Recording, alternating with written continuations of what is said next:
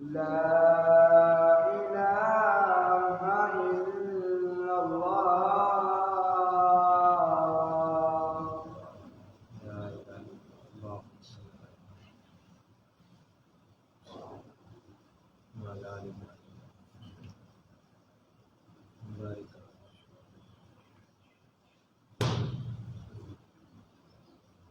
اللهم رب محمد الوسيلة والفضيلة.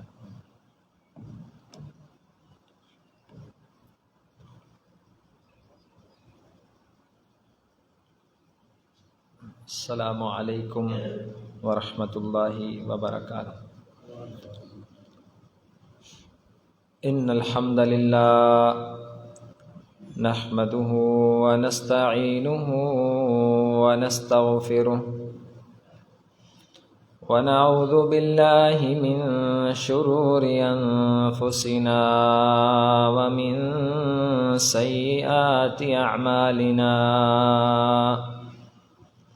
من يهده الله فلا مضل له ومن يضلله فلا هادي له.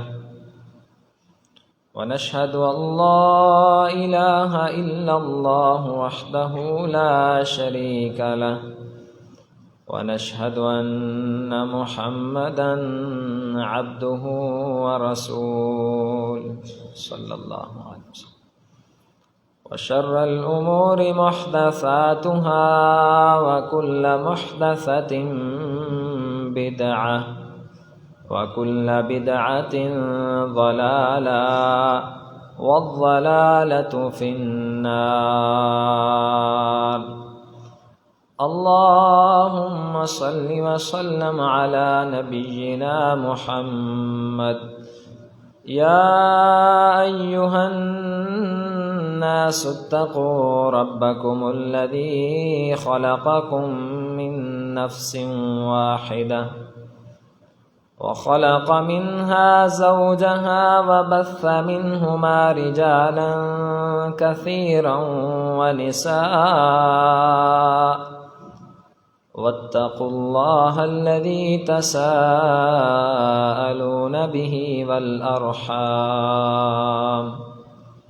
إن الله كان عليكم رقيبا. يا أيها الذين آمنوا اتقوا الله حق تقاته ولا تموتن إلا وأنتم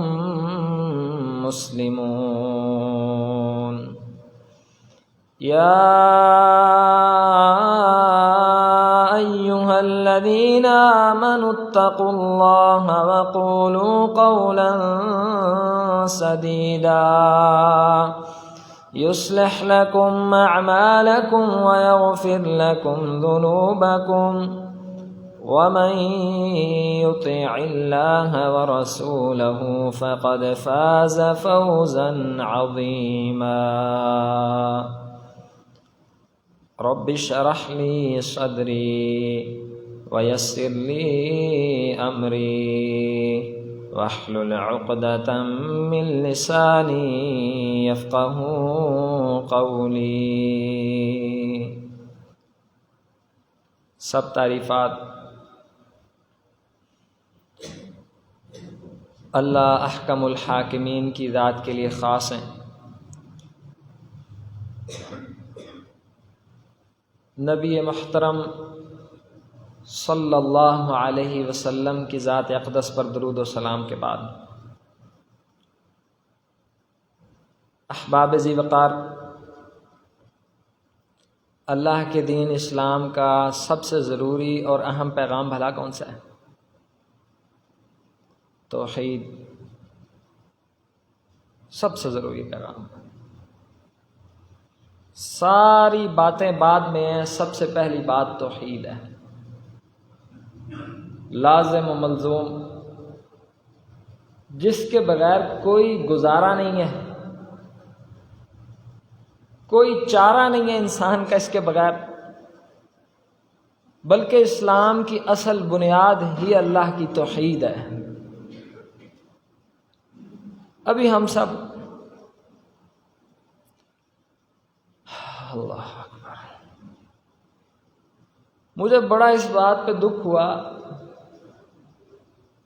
ہمیں بھی یہ بڑا پسند ہے عنوان، جب اللہ کو پسند ہے تو ہماری بھی یہی پسند ہے۔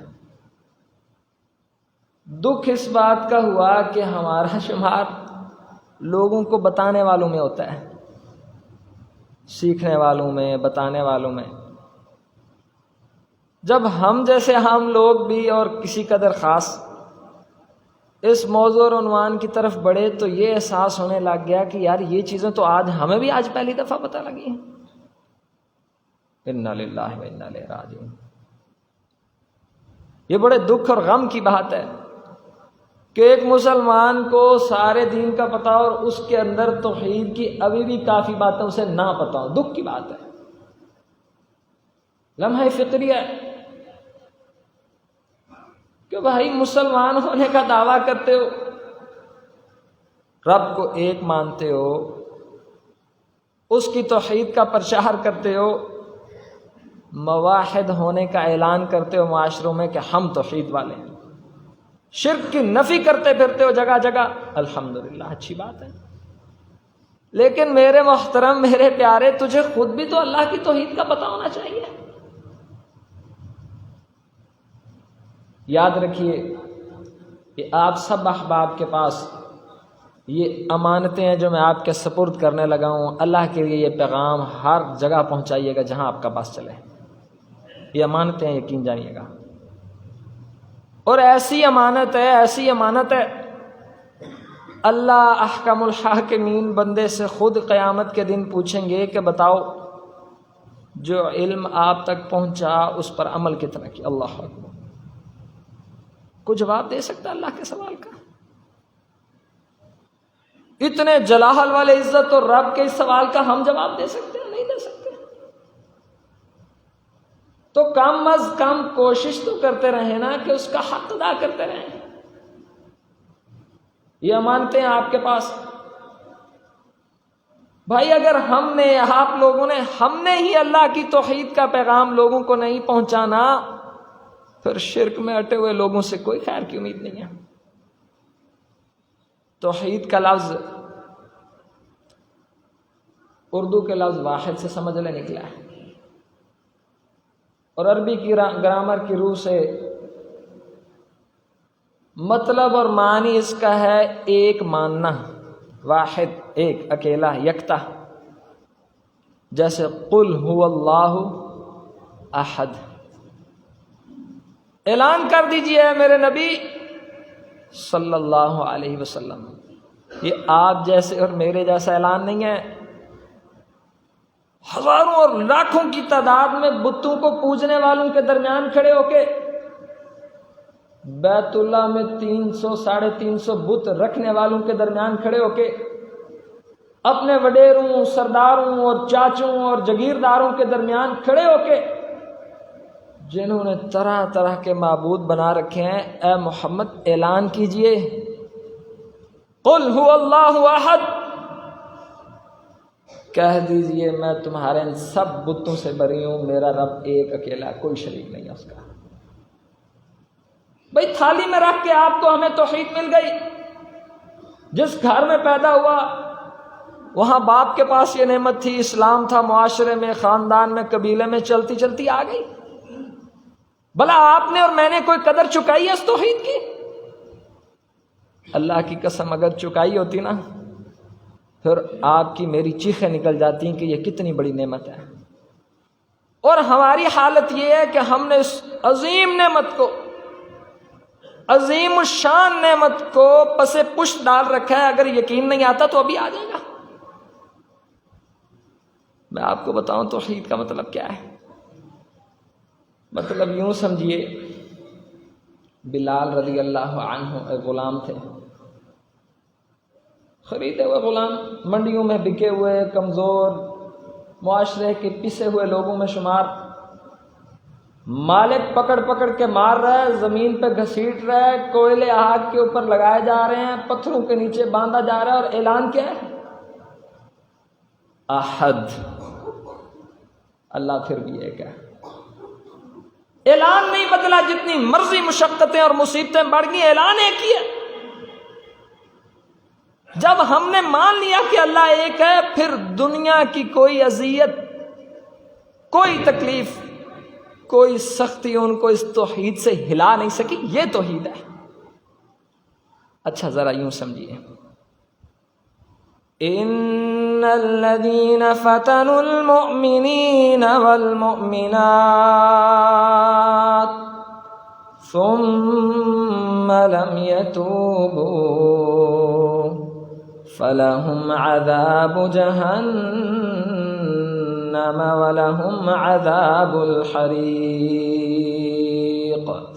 ان الذين آمنوا وعملوا الصالحات لهم جنات تجري من تحتها الأنهار ذلك الفوز الكبير۔ سورۃ بروج آخری پارے میں اللہ رب العزت نے ایک قوم کا، ایک بادشاہ کا واقعہ بیان کیا ہے۔ ابھی توحید کو سمجھنے نہیں جا رہے ہم، اس کی قیمت چکانے والوں کا ذرا رویہ اور انداز دیکھیے، اور ہم دیکھیے کتنی غفلت میں پڑے ہیں۔ فکر ہی کوئی نہیں، آٹو پہ لگا ہوا سارا کام، بس جو سنا اس پہ عمل کر لیا۔ جستجو نہ کبھی پہلے تھی نہ ابھی جستجو میں فرق ہوا ہے۔ بادشاہ نے نا اپنے فوجیوں اور لشکریوں کو کہا کہ خندقیں کھدوا دی، اور ان خندقوں میں آگ جلوا دی، اور آگ جلا کے اعلان کیا کہ جو جو کہتا ہے نا اللہ ایک ہے، پھر اس میں چھلانگ لگا دو بس۔ پھر ہمارے جیسے وہ ثابت نہیں ہوئے۔ اللہ اکبر۔ ایک روایت میں ایک دن میں 36,000 لوگ آگ میں کود گئے، لیکن اللہ کے ساتھ شرک نہیں کی۔ کوئی مسئلہ نہیں ہے جب وہ ایک اکیلا، جب اور کوئی دوسرا ہے ہی نہیں زمین میں، پھر ہم کیسے مان جائیں کہ کوئی اکیلا ہے؟ کیا آپ کی میری اتنی مضبوط توحید ہے کہ کوئی گردن کاٹ دے، اعضاء جسم کے جسم سے الگ کر دے، سولی پہ چڑھا دے، دھمکیاں اور تانے مارے، لیکن ہم کہیں کہ قل هو اللہ احد، وہ اکیلا ہے، ایک اللہ، اس کا کوئی شریک نہیں؟ کیا ایسی توحید رکھتے ہیں ہم؟ جواب آپ بھی بہتر جانتے ہیں، اور مجھے کامل یقین ہے کہ بتانے والے زیادہ کمزور ہیں اس حالت میں۔ ہم شاید اس سے بھی پچھلی صفوں میں ہیں، ایسا یقین دل میں ابھی تک پیوست ہی نہیں ہوا کہ اس کے لیے مر مٹ جائے بندہ۔ پھر اللہ رب العزت نے سورۃ بروج کی آیتیں ان کی شان میں اتاری، فرمایا وہ اللہ کے ولی تھے جو توحید کے نام پہ کود گئے، جنہوں نے جان نشاور کر دی۔ ان الذین فتنوا المؤمنین والمؤمنات ثم لم يتوبوا فلهم عذاب جہنم ولهم عذاب الحریق۔ جن لوگوں نے ہمارے مومن بندوں کو عذاب میں ڈالا، ان کو جلا دیا، سنو ان کے لیے بڑا دردناک عذاب ہے۔ اور آگ میں کودنے والے توحید کے نام پہ جان دینے والوں کے لیے ان الذین آمنوا وعملوا الصالحات، جو ایمان لائے اور اچھے اچھے کام کیے، پھر ڈٹے رہے توحید پہ، پھر پیچھے نہیں قدم اٹھایا، پھر متزلزل نہیں ہوئے، پھر ارادوں نے شکست نہیں کھائی، ذہن نے جو تسلیم کیا وہ دل میں اتر گیا، اور عمل نے اس کی گواہی دی۔ فرمایا ان کے لیے ایسی جنتیں ہیں جن کے نیچے نہریں بہہ رہی ہوں۔ ذالک الفوز العظیم۔ لوگوں یہ سب سے بڑی کامیابی ہے، اس سے بڑی کامیابی کوئی نہیں، اس سے بڑا مقام کوئی نہیں۔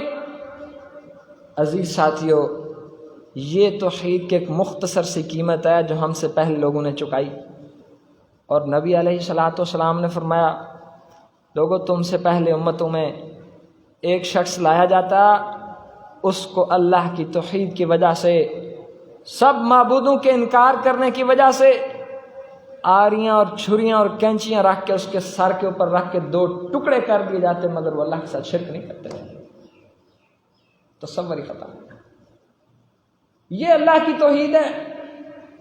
جس کی خاطر اس قدر قربانیاں دی گئیں، اذیتیں برداشت کی گئیں، پھر یہ اللہ کا دین اسلام 23 سال کے عرصے میں آپ کے اور ہمارے پاس ایک آسان شکل میں آ گیا، جو آج بھی ہم پہ بوجھ کی شکل میں پڑا ہوا ہے معاذ اللہ، جو آج بھی ہماری دسترس سے دور ہے، جس کا احساس ہمارے دل میں اپنی جڑیں مضبوط نہیں کر رہا۔ اگر احساس جڑیں مضبوط کر رہا ہو، ہمارے عمل اس طرح کے نہ ہو جس طرح کے عمل نظر آ رہے ہیں۔ یہ ہے اللہ کی توحید، اس کا مطلب ہے ایک ماننا اللہ کو۔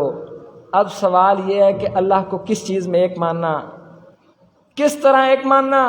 سنیے، یاد کر کے جائیے یہ سبق، یہ جمعے سبق یہ ہیں، نصیحتیں ہیں، اپنے اصل کی طرف واپس لوٹانا ہے، انسان کو کچھ حقیقت یاد دلانا ہے، انسان کو پھر پکڑ کے اپنے اوریجن کی طرف، اپنے مرکز کی طرف لے کے آنا ہے کہ نہیں انسان، وہ حقیقت نہیں ہے، یہ حقیقت ہے، اس کی طرف بڑھ۔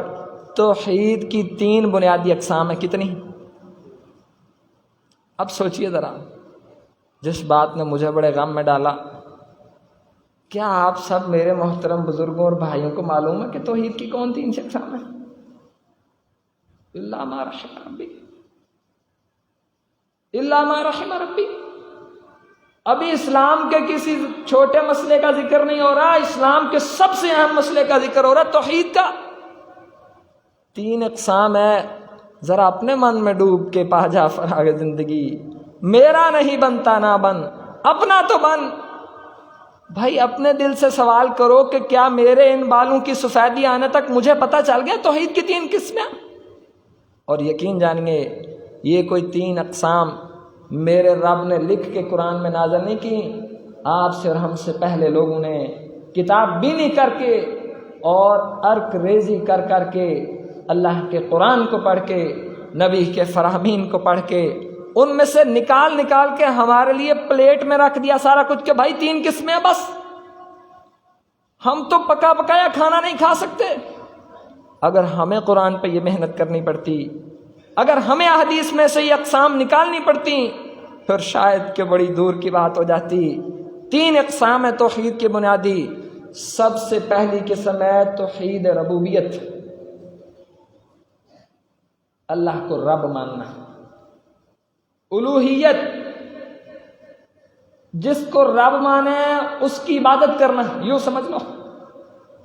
اور تیسری اس کی قسم ہے اس کے اسماء و صفات پر پورا یقین اور اس میں توحید اختیار کرنا۔ بہت آسان ہے۔ اب اللہ کو رب ماننے کا کیا مقصد ہے؟ کیا مطلب ہے اللہ کو رب ماننے کا؟ اللہ کو رب ماننے کے لیے 3 بنیادی باتیں ہیں۔ پہلی بات، اللہ اکیلے کو خالق ماننا۔ دوسری بات، اس اکیلے کو مالک ماننا۔ تیسری بات، اس اکیلے کو مدبر ماننا۔ جس بندے کے یہ 3 یقین کامل ہوں اس کی توحید ربوبیت مکمل ہو گئی کہ رب بھی وہ ہے، مالک بھی وہ ہے، مدبر بھی وہ ہے، ہر کام کی تدبیر وہی کرتا ہے، اسی سے ہوتا ہے، اور جو وہ کرتا ہے صحیح کرتا ہے بالکل۔ اب الا لہ الخلق، خبردار اللہ ہی کے لیے ساری مخلوقیں ہیں، والامر، اس اللہ ہی کے لیے سارے حکم ہیں، وہ خالق اور مالک ہے۔ امن جعل الارض قرارا وجعل فیہا انہارا، بتاؤ تو صحیح کون ذات ہے جس نے زمین کو ٹھہرایا ہوا ہے پانی کے اوپر؟ وجعل فیہا انہارا، بھلا کون سی وہ ذات ہے جس نے اس زمین میں نہریں جاری کر دی ہیں؟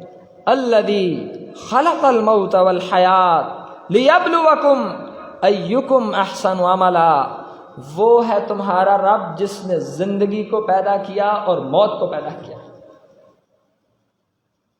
اور وہ تمہارا رب ہے جس نے تمہیں پیدا کیا فمنکم کافر ومنکم مومن۔ رب کی تعریف یہ ہے جس نے تمہیں پیدا کیا، تم میں سے کچھ کافر بن گئے اور کچھ مومن بنے پھرتے۔ خلق السماوات والارض، وہ تمہارا رب ہے جس نے زمین اور آسمان کو پیدا کیا 6 دنوں میں۔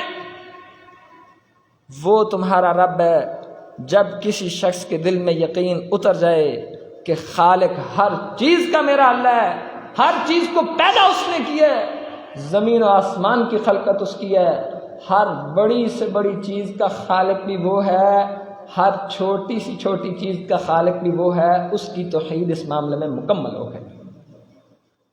اور صرف یہاں نہیں بات رکی، جس نے توحید کے عنوان کو سمجھنا ہے وہ کلمے کو بنیاد بنا لے، لا الہ الا اللہ، کوئی بھی شریک نہیں ہے مگر ایک اللہ۔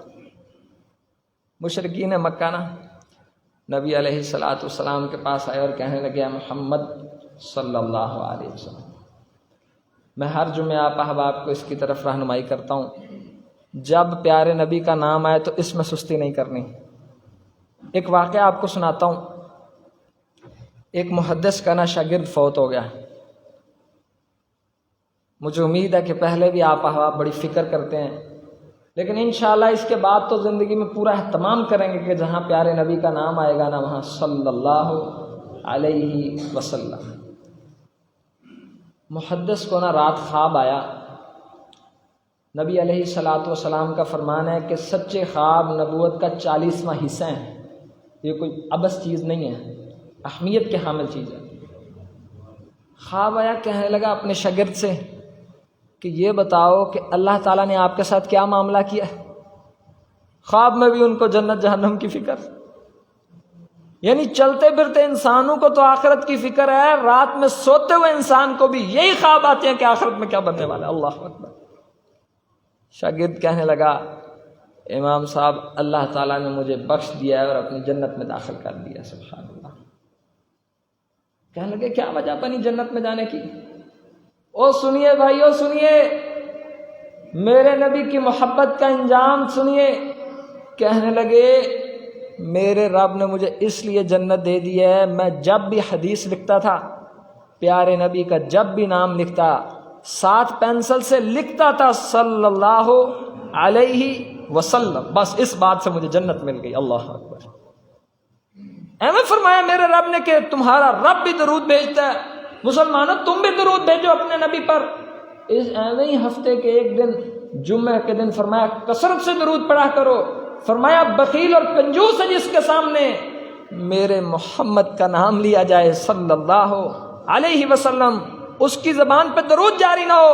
ایویں ہی فرما دیا جب تم دعا مانگو اللہ کی حمد و ثنا کے بعد محمد پہ درود ضرور بھیجو، اور فرمایا اگر درود نہ بھیجو، بس اگر دعا نہ بھی مانگو درود ہی پڑھتے رہو، اللہ تعالیٰ ہر چیز وہ دے دے گا جو تم مانگنا چاہتے تھے، ہر اس شر سے بچا لے گا جس سے تم بچنا چاہتے تھے۔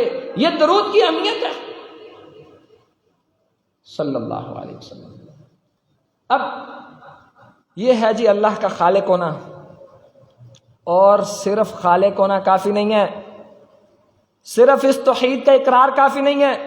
مشرکین مکہ آئے، کہنے لگے اللہ کے رسول صلی اللہ علیہ وسلم آپ اپنے رب کو سچا کہیں، توحید کے نعرے لگائیں، لیکن ہمارے معبودوں کو برا بھلا مت کہا کریں، تھوڑا سا کمپرومائز کریں، کچھ شفقت اور کچھ نرمی کریں، آپ کی ہماری رشتہ داری ہیں، ہمارا یہاں اٹھنا بیٹھنا ہے، خاندان قبیلہ ہے، لوگوں کو منہ دکھانا ہے، خوشیاں غمی ہیں، آخر ہم نے پھر بھی ملنا، یہی باتیں نہ چلتی کہ بس ہمارے ان معبودوں کو برا مت کہا کریں۔ اللہ نے بھلا کیا فرمایا؟ قل یا ایھا الکافرون لا اعبد ما تعبدون، اے کافرو جس کی تم پوجا پاٹ پہ لگے ہوئے نا، ہم نہیں اس کو مانتے، تمہارا اپنا دین ہے ہمارا اپنا دین ہے، ہم تمہارے ان معبودوں سے بیزار ہیں۔ توحید کی بنیاد ہے کہ آپ اللہ کے سارے شریکوں کا انکار کریں، اللہ تب تک مکمل نہیں ہو سکتی توحید۔ خالق ہونے کا مطلب بھی یہ ہے آپ نہ صرف میرے رب کو اللہ کو خالق مانیں، بلکہ کہیں کہ اللہ کے علاوہ ما یملکون، نہیں وہ مالک الا مگر قطمیر، کھجور کی گٹھلی کے اوپر چڑھے ہوئے دھاگے کے۔ میں جن کو تم نے خالق اور مالک بنا رکھا ہے نا، وہ تو کھجور نہیں، کھجور کی گٹھلی نہیں، گٹھلی کا چھلکا نہیں، اس کے سرے میں چھپے ہوئے ایک دھاگے کے بھی مالک نہیں ہے۔ اللہ اکبر۔ اس کا خالق بھی میرا اللہ ہے، یہ توحید ربوبیت کی پہلی صفت ہے کہ کوئی بندہ اللہ کو خالق مانے، یہ اس کی پہلی صفت مکمل ہو گئی۔ اب دوسری بات، 3 باتیں پھر دہراتا ہوں۔ توحید کے اقسام بھی ہیں کتنی؟ 3۔ پہلا ربوبیت، اللہ کو رب ماننا۔ دوسرا الوہیت، جس اللہ کو رب مانا ہے اس کی عبادت کرنا۔ اور تیسرا اس کے اسماء و صفات۔ اب توحید ربوبیت کی 3 شرطیں اور 3 اقسام سمجھ لیجئے۔ پہلی بات ہے کہ آپ اللہ کو خالق مانیں، اور دوسری بات ہے الذی تبارک الذی بیدہ الملک وہو علی کل شیء قدیر۔ سب تعریفیں اس ذات کے لیے ہیں جس کے ہاتھ میں بادشاہت ہے۔ الا لہ الخلق، خبردار ساری مخلوق بھی اللہ کی ہے، اور اس مخلوق پر حکم کس کا چلتا ہے؟ اللہ کا چلتا ہے۔ جب آپ مانیں پوری دنیا کا مالک کون ہے؟ ایک اللہ۔ ہر شے کا مالک کون ہے؟ ایک اللہ۔ ہر نفع کا مالک کون ہے؟ ایک اللہ۔ ہر نقصان بھی اسی کی طرف سے، ہر خیر بھی اسی کی طرف سے۔ پوری سلطنتوں کا مالک بھی وہ ہے، چھوٹی سی چھوٹی چیز کا مالک بھی وہ ہے۔ پھر آپ کی توحید مکمل ہو گئی، کیونکہ آپ نے رب کو اس کا حق ادا کر دیا۔ اچھا، آپ کا کیا خیال ہے؟ ہم کہتے ہیں نا اس گھر کا مالک میں ہوں، کیا آپ مالک ہیں؟ بہت بڑی غلطی، بہت بڑی غلطی۔ مالک اس کا اللہ ہی ہے۔ اللہ نے آپ کو تھوڑی دیر کے لیے اس گھر کے اوپر اختیار دیا ہے، جب آپ ختم ہو جائیں گے تو وہ اختیار کسی اور کا ہو جائے گا، ملکیت شفٹ ہو گئی۔ حقیقی مالک میرا رب ہے۔ اس زمین پر ہم اس کے نائب اور خلیفہ ہیں، ہمیں اس کی اجازت کے ساتھ سارے اختیارات استعمال کرنے کا حق اس نے دیا، اس کی شفقت ہے۔ نہ بھی دیتا کوئی اس سے اس کی سلطنت چھین نہیں سکتا، کوئی اس کی ملکیت میں حصہ دار نہیں ہے، کوئی اس میں اپنا حق رکھ نہیں سکتا۔ یہ اس کی شفقت ہے۔ اس نے آپ جیسے ہمارے جیسے کمزوروں کو تھوڑی تھوڑی ملکیتیں دے رکھی ہیں، اور اسی لیے تو اس کو تکبر سے بڑی نفرت ہے۔ تکبر اللہ کی چادر ہے۔ انسان دیکھو اتنی سی زمین کا مالک ہے اور کہتا ہے میں مالک ہوں، اتنی تھوڑی طاقت کا وارث ہے اور تکبر کرتا ہے، زمین میں ظلم کرتا ہے، لوگوں کا حق غصب کرتا ہے۔ اتنی چھوٹی ملکیت حاصل کر کے اتنا بگڑ گیا ہے۔ اگر جس طرح اللہ کے اختیارات ہیں ہم اس کو بڑا حصہ دے دیں تو یہ بڑا فساد کرنے لگ جائے۔ یہ انسان کا عقیدہ ہو کہ مالک کون ہے ہر چیز کا؟ میرا اللہ ہے۔ یہ ہے توحید کی دوسری شرط۔ حسن بصری نہ رحمہ اللہ علیہ، انہوں نے ام سلمہ کی خادمہ تھی، یہ ان کے بیٹے ہیں۔ ام سلمہ نبی علیہ الصلاۃ والسلام کی زوجہ محترمہ اور ہم سب کی ماں تھیں۔ انہوں نے اپنی خادمہ کی غیر موجودگی میں ام سلمہ کا دودھ بھی پیا ہے رضی اللہ عنہ۔ اس نسبت سے یہ پیارے نبی کی بیوی کے رضائی بیٹے بن گئے۔ ایک دفعہ نا بصرہ کے اندر عام مجمع لگا ہوا، لوگوں کے سامنے نا انہوں نے حجاج بن یوسف کے ظلم کے خلاف آواز اٹھائی۔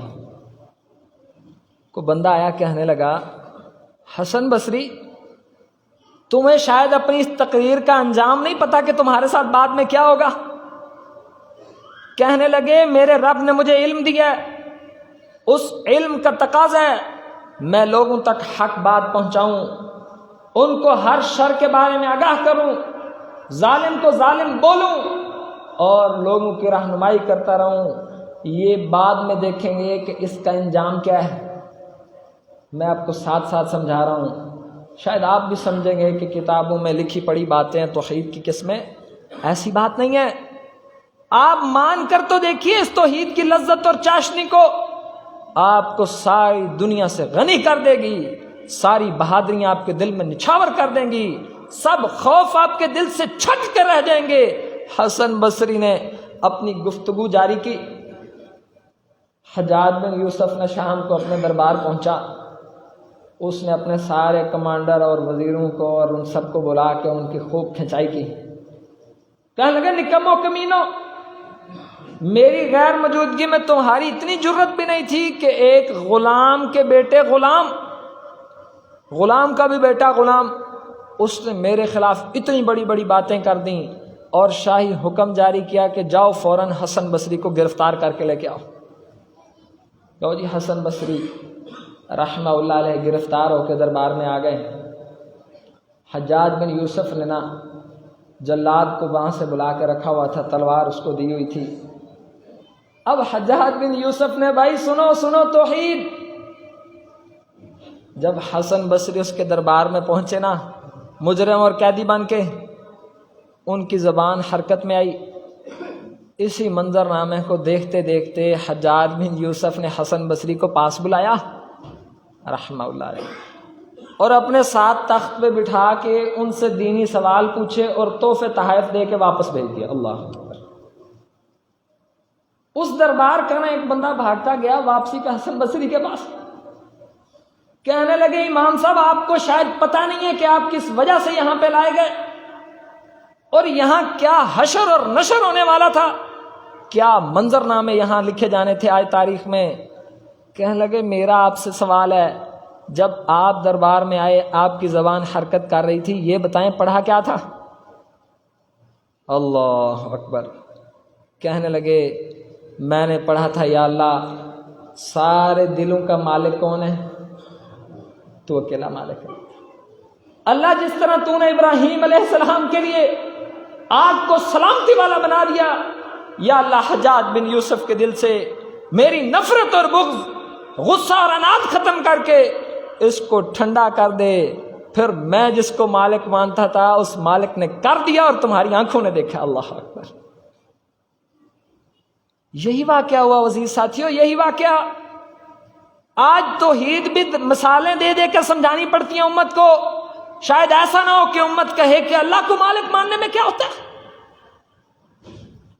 یہ اس لیے سمجھانا بتانا پڑتا ہے. وہ اللہ کے بندو ہوش کے ناخن لو، آپ کا اپنا فائدہ ہے. اللہ کو مالک مان لو، سب چھوٹے موٹے مالکوں سے بے نیاز ہو جاؤ گے. وہ اپنا منگتا بنا کے رکھے گا، اپنی طرف سے عزتوں میں رکھے گا، غیرتوں میں رکھے گا، اور بڑے بڑے بادشاہوں کو بھی ڈھیر کر کے تمہارے قدموں میں لے کے آئے گا. کیونکہ تمہارا نظریہ مالک کون ہے؟ ایک اکیلا اللہ. کوئی حکمران مالک نہیں ہے، کوئی سربراہ مالک نہیں ہے، کوئی آپ سے بڑا مالک نہیں ہے. سب اللہ کے بندے ہیں. اللہ نے اختیار دے رکھے ہیں. حقیقی مالک بھی وہ اکیلا ہے، حقیقی خالق بھی وہ اکیلا ہے. اور تیسری قسم ہے اللہ کو مدبر ماننا کہ یا اللہ سب کاموں کی تدبیر آپ کی طرف سے ہوتی ہے، سب فیصلے آسمان سے ہوتے ہیں، زمین پر لاگو ہوتے ہیں، اور آپ کے فیصلوں سے ہی زمین کا نظام چل رہا ہے. کوئی آپ کے حکم کے بغیر پتا بھی ہل نہیں سکتا. کوئی آپ کے حکم کے بغیر کوئی کام ہونے کا تصور بھی نہیں ہو سکتا. انہ علیم بذات الصدور. آپ کی تدبیر تو ایسی ہے سینے میں اٹھتے ہوئے راز بھی آپ کے علم میں موجود ہے. یہ ہے اللہ کو ربوبیت، رب ماننا. اللہ کو مطلب آپ نے اس کو خالق بھی مانا اور سب خالقوں کی نفی کر دی. آپ نے اس کو مالک بھی مانا، سب مالکوں کی نفی کر دی. آپ نے اللہ کو مدبر بھی مانا. اب توحید کی ایک قسم آپ پر مکمل ہو چکی ہے. اور دوسری قسم توحید الوہیت. یا ایھا الناس اعبدوا ربکم الذی خلقکم والذین من قبلکم لعلکم تتقون. اے ایمان والو اس اللہ کی عبادت کرو جس نے تمہیں پیدا کیا ہے اور تم سے پہلے لوگوں کو بھی پیدا کیا ہے. اس لیے پیدا کیا ہے تاکہ تمہارے دل کے اندر تقوی پیدا ہو جائے. مشرکین مکہ بھی توحید کی یہ پہلی قسم. مشرکین مکہ بھی مانتے تھے. جب ان سے پوچھا گیا کہ بتاؤ زمین اور آسمان کو پیدا کس نے کیا، کہتے تھے اللہ نے. اللہ نے. زمین میں کوئی بھی ایسا نہیں گزرا جس نے اللہ کے ربوبیت کا انکار کیا. سب مانتے تھے, سب مانتے تھے, کیونکہ اس کی مثال دینا ممکن نہیں ہے. کیسے کوئی کہے گا کہ زمین کو فلاں نے پیدا کیا؟ نہیں کہہ سکتے. بس زمین میں صرف ایک آیا فرعون, اس بد نصیب نے کہا تھا انا ربکم الاعلی, لوگوں میں تمہارا سب سے بڑا رب ہوں. لیکن سچی بات یہ ہے فرعون کو بھی اپنے دل میں یقین تھا کہ رب میں کوئی نہیں, رب اصل میں وہی اللہ ہے. بس دھوکہ دینے کے لیے اس نے کہہ ڈالا. اور ہم سب کا زور توحید ربوبیت پر ہوتا ہے, مطلب کہ ہم فرعون کو تبلیغ کر رہے ہیں معاذ اللہ. اصل قسم ہے توحید کی توحید الوہیت, جو لفظ سن کے بھی آپ کو مشکل لگتا ہوگا, جس کا ترجمہ بھی ذہن میں نہیں اترتا ہوگا. اتنی مشکل توحید بڑے آسان لفظوں میں سمجھ لیجئے. جب انسان نے مان لیا کہ خالق کون ہے؟ اللہ. مالک کون ہے؟ اللہ. مدبر کون ہے؟ اللہ. بھائی جب تم نے اپنے سارے اختیارات اللہ کو دے دیے, مالک اس کو مانتے ہو, خالق اس کو مانتے ہو, مدبر اس کو مانتے ہو, اب کیا اس اللہ کی عبادت نہیں کرو گے؟ یہ ہے توحید الوہیت. اور اللہ کی زمین پر جتنے انبیاء آئے ہیں سب حقیقت میں توحید الوہیت کے پرچار کے لیے آئے ہیں کہ بندو بات سنو, یا تو انکار کر دو معاذ اللہ, جس طرح دہری انکار کرتے ہیں کہ کوئی رب نہیں, کوئی یہ نہیں, کوئی وہ نہیں. اگر انکار نہیں کرتے, اگر اقرار کرتے ہو, مانتے ہو, تسلیم کرتے ہو, سمجھتے ہو, دل میں جگہ دیتے ہو اس عقیدے کو, پھر اس کی عبادت کرنے سے کیوں بھاگتے ہو؟ یہ ہے توحید الوہیت. اے ایمان والو, ڈرو اس اللہ سے جس نے تمہیں پیدا کیا, تم سے پہلے لوگوں کو بھی پیدا کیا. اس لیے پیدا کیا تاکہ تم اس کی عبادت کرتے رہو, تم اس کے سامنے جھکتے رہو. اور اللہ رب العزت نے وَمَا خَلَقْتُ الْجِنَّ وَالْإِنسَ إِلَّا لِيَعْبُدُونَ, جنوں اور انسانوں کو پیدا اس لیے کیا ہے وہ اس کی عبادت میں سر جھکا کے کھڑے رہیں. اس قدر حساس مسئلہ ہے توحید کا. نبی علیہ الصلوۃ والسلام حدیبیہ کے سفر پر نکلے, راستے میں ایک جگہ بارش آئی. نبی علیہ الصلوۃ والسلام نے فرمایا آج رات جو بارش آئی, اس بارش نے تم میں سے چند لوگوں کو مسلمان کر دیا, اور بہت سارے بندے اس بارش کی وجہ سے کافر ہو گئے. اللہ, اتنا حساس معاملہ ہے, اتنا حساس, چھوٹی موٹی بات نہیں ہے توحید کی. فرمایا جس نے کہا نا مطرنا بفضل اللہ, جس نے اپنی زبان سے کہا نا کہ اللہ رب العزت کے فضل سے آج ہم پہ بارش ہوئی, وہ سب مسلمان مومن ٹھہرے. اور جس نے کہا کہ بارش ہوئی ہے ستاروں کی وجہ سے, اس ایک بارش نے ان کے منہ سے نکلنے والے ایک جملے کی وجہ سے سب لوگوں کو کافر بنا کے رکھ دیا. سنیا نا حدیث آپ نے, نبی علیہ الصلوۃ والسلام نے فرمایا کبھی کبھی بندہ اپنے منہ سے ایک حرف, ایک جملہ ایسا نکالتا ہے اللہ کو وہ اتنا ناپسندیدہ ہوتا ہے, اس ایک جملے کی وجہ سے 70 ہاتھ جہنم کی گہرائی میں لکھ دیا جاتا ہے. دھیان کرو اپنی زبانوں کا, اصلاح کرو اپنے عقیدوں کی, بدلو اپنے الفاظ کو, اللہ کی توحید کو اپنے دل میں جگا دو. اس توحید کے خوبصورت بیج سے نکلنے والا ہر جملہ اللہ کی رحمت کا مستحق ٹھہرے گا, آپ کو اس کی جنت کے قریب لے کے جائے گا. پھر جب آپ کے منہ سے نکلے گا نا سبحان اللہ, آپ کا دل بھی مانے گا کہ سبحان اللہ, آپ کی روح بھی گواہی دے گی کہ سبحان اللہ. یسبح للہ ما فی السماوات وما فی الارض لہ الملک ولہ الحمد وہو علی کل شیء قدیر. لوگوں تسبیح بیان کی ہے تمہارے اللہ کی ہر شے نے, جو زمین میں اور جو آسمان میں ہے, اور اعلان کیا زمین کی ہر شے نے. انسان تو اعلان کر یا نہ کر, تو توحید کو سینے میں جگہ دے یا نہ دے, اس زمین کی ہر شے اعلان کر رہی ہے اللہ ساری بادشاہتیں بھی تیری ہیں, سب قوتیں بھی تیری ہیں, سب فضل بھی تیرے ہیں. یسبح للہ ما فی السماوات وما فی الارض وہو العزیز الحکیم. تسبیح پہ لگی ہوئی ہے تمہارے رب کی، پاکی بیان کر رہی ہے ہر چیز، وہ کہہ رہی ہے یا اللہ سب تعریفیں تیرے لیے ہیں اور تو ہی بڑا زبردست اور بہت زیادہ حکمت والا ہے۔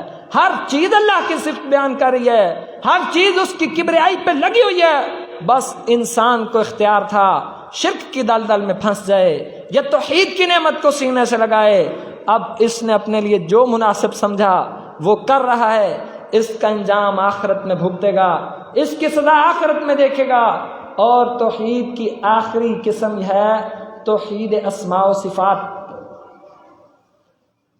کہ اللہ احکم الحاکمین کو اس کے ناموں میں، اس کی صفات میں اور اس کے افعال میں اکیلا، واحد اور یکتا اور کمال ماننا، اس میں نہ تشبیہ کرنا اور نہ تعطیل کرنا، اس کی کوئی تشبیہ بیان نہ کرنا اور نہ اس کو بدل کے کسی اور کے ذمہ لگانا، یہ توحید کی آخری قسم ہے۔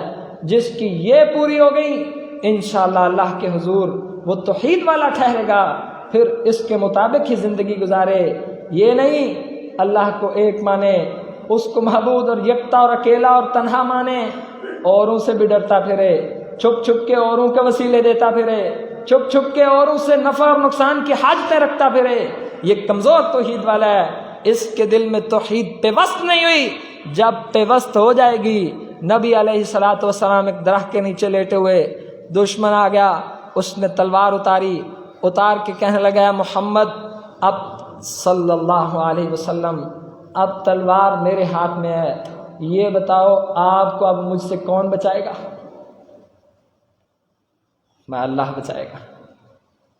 تلوار گر گئی ہاتھ سے، اللہ اکبر، سارے اسباب ختم ہو چکے، آنکھیں دیکھ رہی ہیں کہ دشمن کے ہاتھ میں تلوار ہے اور محمد سامنے نہتے کھڑے ہیں صلی اللہ علیہ وسلم، لیکن توحید کا بیج ایسا دل میں بویا ہوا ہے کہ جواب ایک ہی ہے، اللہ، اس عظیم ذات کے عزت والے نام کے وجہ سے دشمن کے ہاتھ سے تلوار گر گئی، یہ توحید ہے۔ شک بھی نہ ہو کسی اور کا، ذہن جگہ ہی نہ دے پائے اللہ کے علاوہ کسی اور چیز کا، یہ توحید ہے۔ آپ دیکھیے گا جس دن آپ نے اور میں نے یہ شرک کی غلاظتیں، یہ ریاکاریاں، یہ لوگوں سے نفع اور نقصان کی امیدیں، یہ لوگوں کو مجبوری سمجھنا، یہ غیر اللہ سے توقعات لگانا، ہم نے یہ خرابیاں دل سے نکال دیں، آپ کا اور میرا دل کرے گا اللہ کی عبادت کو، ہمارا دل کہے گا کہ اس رب کو ماننا چاہیے جو اتنا عظیم ہے، اس کی شان کی گواہیاں دیتے پھریں گے۔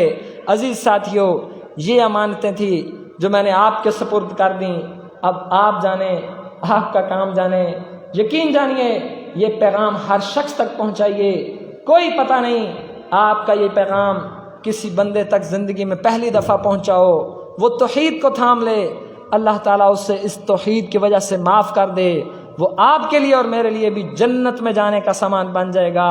نبی علیہ الصلوۃ والسلام، او بھائی یہاں مسجدوں میں اللہ سے وعدہ کر کے گیا کرو، ضروری نہیں ہے میں آپ سے ہاتھ اٹھا قسمیں کہوں کہ قسم اٹھاؤ سب کو پیغام دو گے، ضروری نہیں۔ اللہ کے حضور سب موجود ہیں، سب فقیر بن کے یہاں آتے ہو نا، کوئی بڑا بن کے نہیں آتا، سب چھوٹے بن کے یہاں آتے ہیں۔ اس اللہ سے وعدہ کیا کرو، یا اللہ اس پہ میں بھی عمل کروں گا، یہ تیرے دین کی امانتیں ہر بندے تک پہنچا دوں گا۔ یقین نہ آئے تو میں آپ کو ایک بات بتاتا ہوں، یہی توحید کا عنوان ذہن میں لیتے سفر کر رہا میں، میرے ساتھ نا ایک چھوٹا سا بچہ آ کے 13-14 سال کا بیٹھ گیا۔ ہائے ہم تو کسی اور دنیا میں رہتے ہیں، میں نے سمجھا تھا سارے لوگ ہی توحید پہ لگے ہوئے، سب نیک نمازی۔ میں نے اس بیٹے کو کہا بیٹے بات سن، کیا اللہ کا کوئی بیٹا ہے؟ چپ ہوگا لڑکا۔ میں نے تعارف کر کے نا یہ سوال پوچھا، سوال سنو، 14 سال کی عمر، 5 پڑھا ہوا تھا بچہ۔ میں نے کہا اللہ کا کوئی بیٹا ہے بیٹے؟ چپ ہوگا لڑکا۔ اچھا میں نے تو اس کو توحید کی دعوت دینے کے لیے ویسے بات شروع یہاں سے کی، مجھے کیا پتا تھا کہ میری آنکھیں کھول دے گا اس کا جواب۔ اچھا میں نے کہا اللہ کی بیوی ہے؟ پھر بھی چپ۔ میں نے کہا اللہ کا باپ ہے؟ کہنے لگا پتہ نہیں، انا للہ و انا الیہ راجعون۔ بھائی خطرے میں ہیں سارے. اوے ہم نے تو اللہ کی توحید کا پیغام نہیں پہنچایا لوگوں تک. ایمانداری سے بتاؤ اس جہالت کے ذمہ دار آپ اور میں نہیں ہیں؟ آپ کی اور میری دکانوں میں، ہمارے ہمسایوں میں کتنے لوگ ایسے ہیں جن پر اگر ہماری زبان کھولے ان کے دل میں اتر جائے، وہ آپ کو اور ہمیں اہمیت دیتے ہیں، وہ ہم سے دین سننا چاہتے ہیں. مجال مسجد کا نمازی جمعہ سننے کے بعد یہ پیغام گھر میں بھی پہنچائے. یہ نحوست کی اور نافرمانی کی پہلی علامت ہے کہ دین سنے، ایک خود اس پہ عمل کا جذبہ نہیں، پھر اس کا پیغام نہیں لوگوں تک پہنچایا. او بھائی اللہ کا واسطہ ہے، یہ پیغام جا کے ہر بندہ ایک ایک بچے کو بھی پہنچائے نا. بچے کو میں آپ کو بڑوں سے لڑنے کی دعوت نہیں دے رہا، صرف چھوٹے بچوں کو بھی یہ پیغام پہنچا دینا کہ اللہ ایک ہے، مالک ایک ہے، خالق ایک ہے، سب فیصلے اس کے ہیں، اسی کی عبادت کرنی ہے. آپ نے یہ بنیاد اس کے ذہن میں اور دل میں ڈال دی. آپ لکھ لیجئے کہیں جا کے، اس پہ نظر رکھیے گا. 3 4 5 سالوں میں آپ کو اس کی شخصیت میں توحید کا اثر نظر آئے گا. وہ دین کے قریب ہوتا چلا جائے گا. صدقہ جاریہ آپ کا اور میرا بن جائے گا. اللہ تعالی ہم سب پہ اپنا فضل فرمائے. ھذا ما کان عندی واللہ اعلم بالصواب.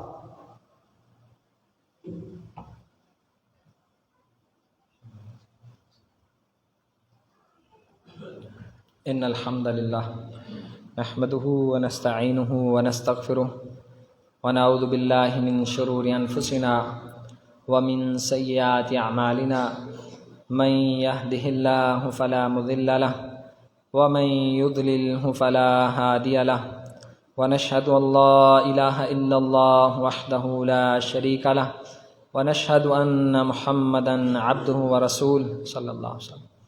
نبی علیہ الصلوۃ والسلام ایک بچے کی عیادت کرنے کے لیے تشریف لے گئے. بچہ اپنی زندگی کے آخری حصے میں تھا. جا کے اسے کہا کہ بیٹے کلمہ پڑھ لے. اللہ اکبر. اس نے نا اپنے باپ کی طرف دیکھا سوالیہ انداز میں. باپ کہنے لگا اطع ابا القاسم. باپ یہودی تھا. بیٹے کو کہنے لگا کہ ابو القاسم کی بات مان لو صلی اللہ علیہ وسلم. نبی علیہ الصلوۃ والسلام نے اس کو کلمے کی تلقین کی. اس نے کلمہ پڑھا اور اس کی روح قبض ہو گئی. فرمایا الحمدللہ الذی انقذہ من النار. اس اللہ کا شکر ہے جس نے میں محمد کی وجہ سے ایک انسان کو جہنم سے بچا لیا ہے. بھائی کتنے لوگ ہماری وجہ سے بدل سکتے ہیں. اللہ کے لیے اس معاملے میں انویسٹمنٹ کرو. یہ سارے کھاتے ختم ہو جانے ہیں جتنے یہ آپ کے اور ہم نے سمجھا ہے نا. دنیا کے سب نظام سب زیرو. یہی بچنا ہے. کسی کو دین کی بات بتا جاؤ گے آپ نے اور ہم نے کوئی نہیں رہنا. اللہ کرے وہ بعد میں عمل کریں گے ہمارے کھاتے میں نیکیاں آتی رہیں گی. پھر توحید کی وہ 3 اقسام بیان کیے دیتا ہوں.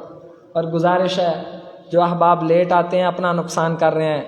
ہماری خطابت پہ کوئی فرق نہیں پڑنے والا. اس کی رحمت چل رہی ہے، اس سے بیان ہو رہا ہے، سننے والے سن رہے ہیں. ان سے یہ بھی گزارش کروں گا کبھی ٹائم سے آ کر تو دیکھیں کہ کیا ہوتا ہے. وقت سے تشریف لایا کریں. آپ ادھوری بات بھی نہیں سن سکتے.